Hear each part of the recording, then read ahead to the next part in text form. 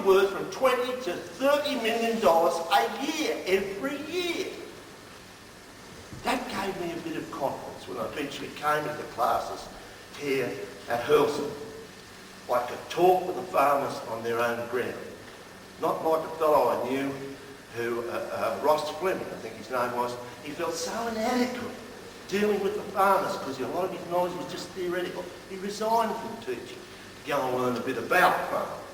But anyway, that was good fun. I also later on worked for the Papua New Guinea Department of Ag, lectured in the Ag College up there, and I went to the Ord River and worked for CSIRO. On the Ord River, when I got there, there's an orchard on the bank of the Ord River, a few 100 trees or something, citrus trees. Again, I saw something strange. Not a burning bush, but a sick bush. And here was something that looked like deficiency symptoms. So I said to the scientists, they've been there 20 years on the Ord River trying to grow plants properly. They had some success, of course. But anyway, I said to them, what is the deficiency in the orchard? Oh, we don't know. Nobody knows. Nobody knows. So I wrote to Hallsworth, who was my soils lecturer at university. He was now the chief of the soils division in CSIRO. I said, can you do some analysis to tell us what this is? Because they had this atomic absorption machine and it worked. And yes, send it down to Perth. Send it to Perth. Back comes the answer. Zinc deficiency. Zinc and copper deficiency in those plants. My logic said, if the citrus trees are short of zinc and copper, maybe my wheat, oats and barley is short of copper and zinc. And we did the test there, and so it was. Within a year, an expert had come over from America, and he said to the people who were wondering about why their rice was sick, maybe it's a zinc deficiency. And guess what it was? A zinc deficiency. Had stopped them growing rice for 20 years up there, adequately, because somebody hadn't bothered to look at the obvious symptoms and do something about it. I felt pretty happy about that, but I better not strike too much. What's the next one? Right. I eventually, anyway, I came to HAHS in 1970. I went across the line.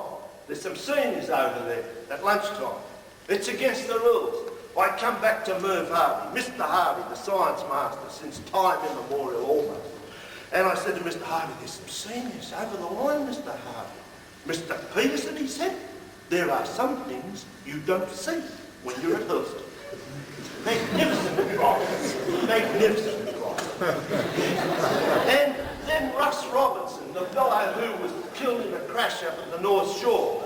In that first year, I was having trouble with this class in the staff room, or in the classroom, which did become our staff room. And I was having trouble with these kids. So Russ Robinson says to me, Stuart, what you want to do is give these kids a good dose of the cane. That will establish a magnificent relationship between you and the kids. So I went and gave them a dose of the cane, and it did. They must have got the attention. I don't know. You can't do it today, and you can't have relationships today either. But that's what they did. A bit slow. Now, mind you, I'll never forget when Jono came. Jono was the music master. One of them.